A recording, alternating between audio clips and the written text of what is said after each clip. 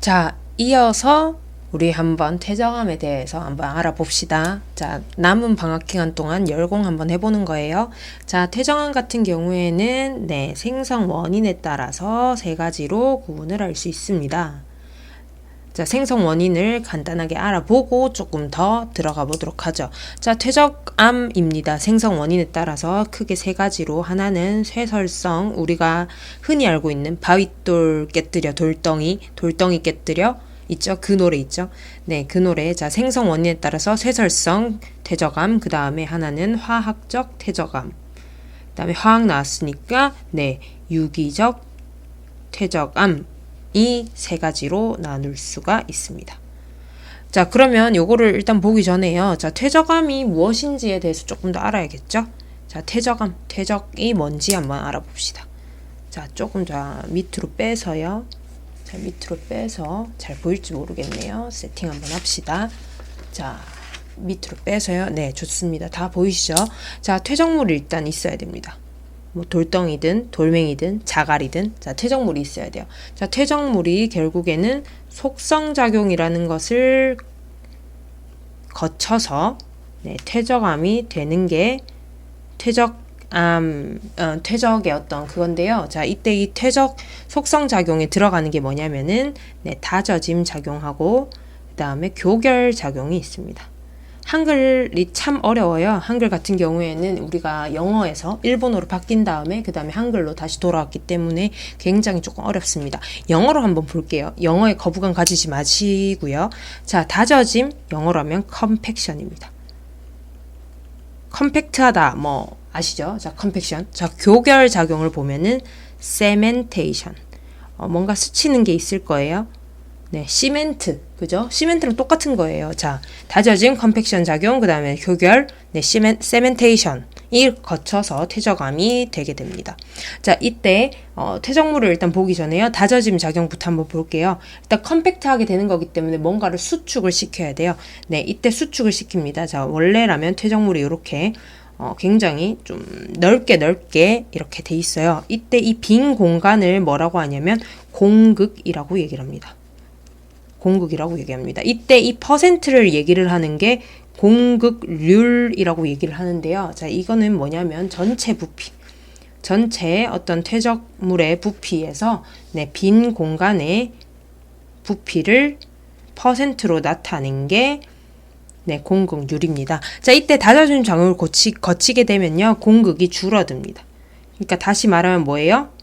부피가 줄어들게 되는 거죠. 그죠? 그러면서 자, 이렇게 꾹꾹 다지니까 뭐가 돼요? 단단하고 치밀해집니다. 자, 그러면 세멘테이션은 뭘까요? 자, 세멘테이션 같은 경우에는 자, 시멘트를 바르는 거예요. 시멘트 어떻게 발라요, 여러분들?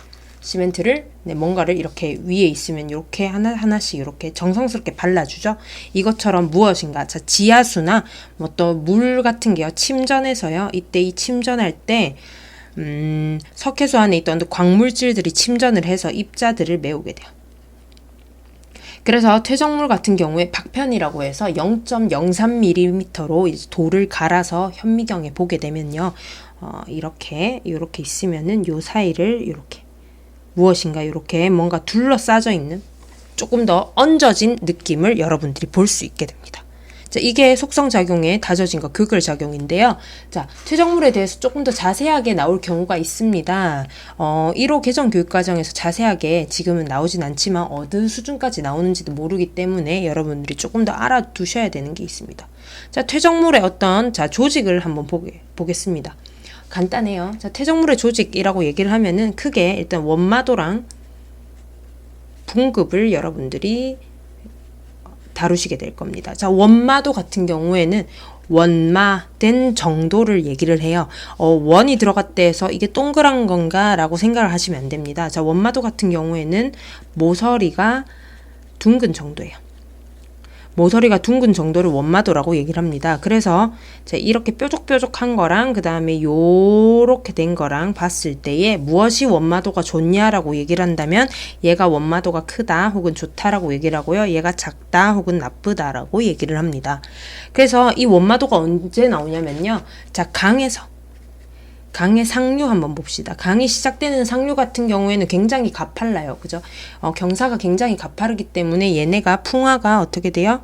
풍화가 잘 일어났을까요? 아직 충분하게 안 일어났습니다. 그래서 풍화가 덜 일어났기 때문에 원마도는 어떻게 될까요? 덜 갈렸겠죠? 덜 갈렸기 때문에 원마도가 작습니다.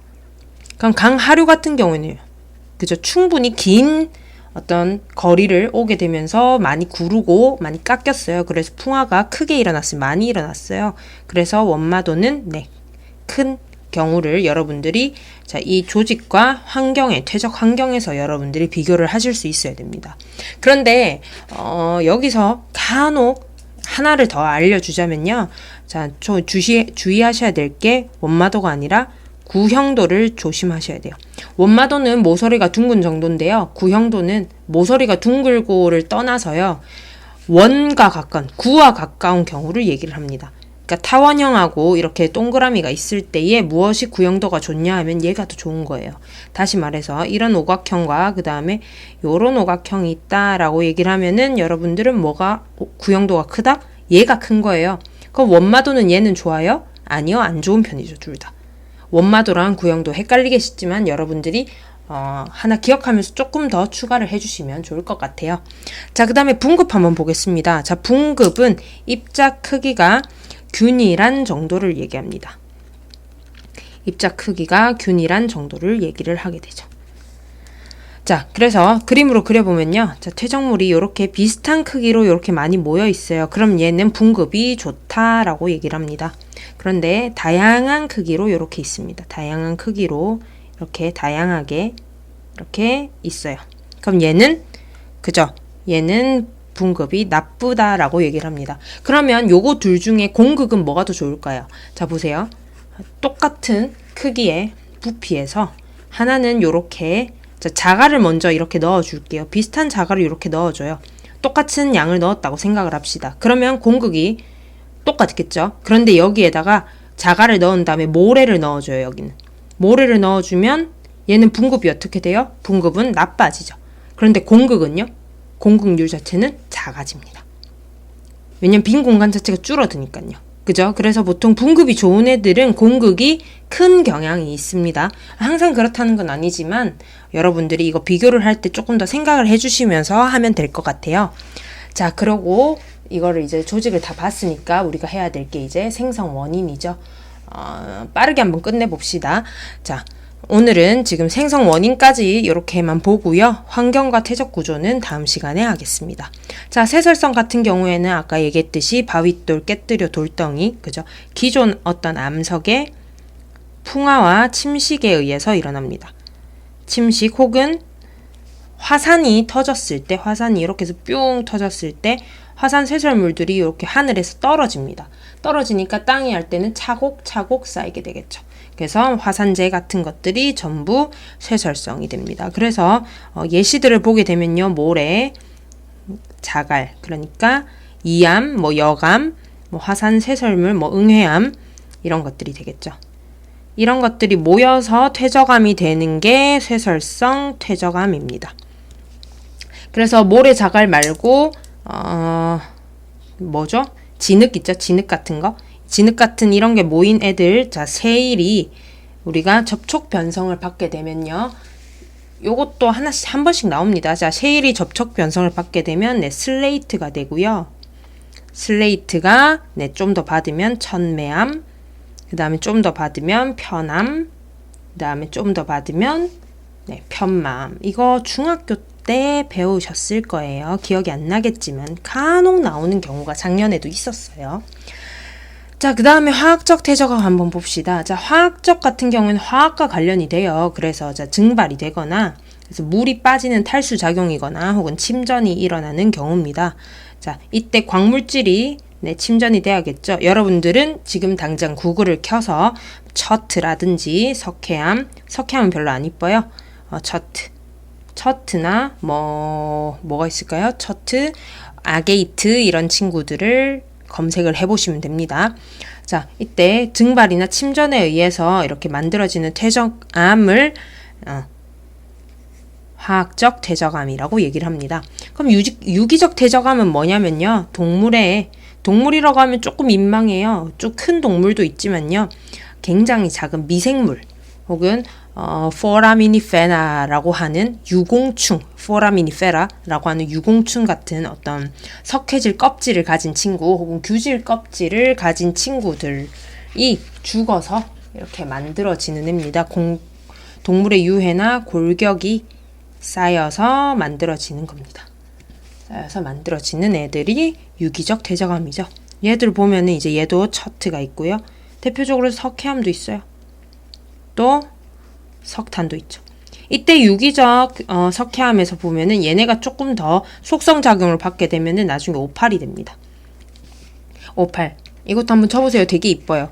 아, 하나 빠졌네요. 화학적 퇴적암에서 네 증발과 관련된 암염 있죠.